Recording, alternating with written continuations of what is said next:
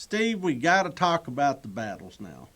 We need to talk about the Alamo, and we've got to talk about Goliad. Well, we need to remember the Alamo. We do need to remember the Alamo and remember Goliad. And we'll remember Goliad, too. All right, so set us up with the whole strategic picture, and then let's let the chips fall. Well, the mistake many people make is talking about the Alamo in a vacuum and talking about Goliad in a vacuum. It's amazing the movies act like the Alamo happened and then San Jacinto happened. And actually, the Alamo, for the Texian strategy to work, the Alamo and Presidio La Bahia need to be talking to one another, because what the Texians are trying to do is hold the San Antonio River line. And there's a road that goes right along the river. Well, there is too. And imagine that San Antonio is, and the Alamo is here. San Antonio River runs down here, and here's Goliad. So here you have the Alamo, and here you have Goliad. So you're the Alamo, and I'm Goliad. Yeah. Okay. And here's the thing. If the Alamo falls, you're outflanked. I am. If Goliad falls, I'm outflanked, because a bunch of really hostile foreign people can come around to your rear. Okay. So the Alamo and Goliad have to act together. And again, we're getting back to the Napoleonic concept of where do you want to concentrate your forces. Sure. And Santana arrives in San Antonio first, and Travis writes over to Fannin and Goliad saying, they are here. They are not where you are.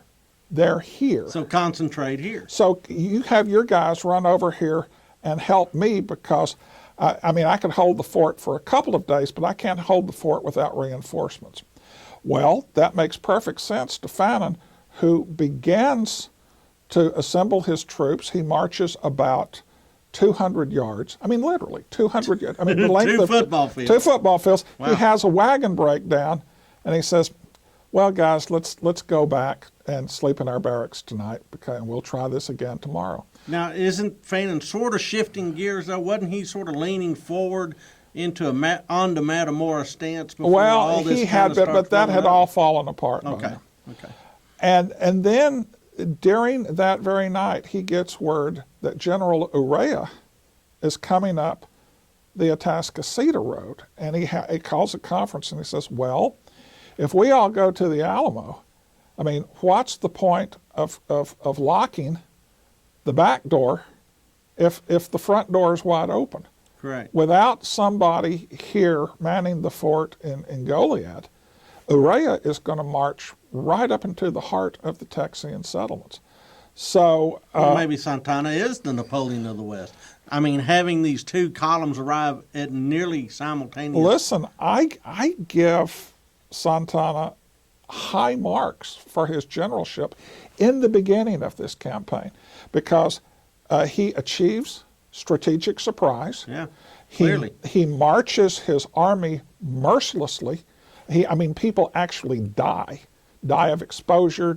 They freeze to death. It's very cold. We don't think of it being cold in South Texas, but the winter of 1836 was the wettest and coldest in memory.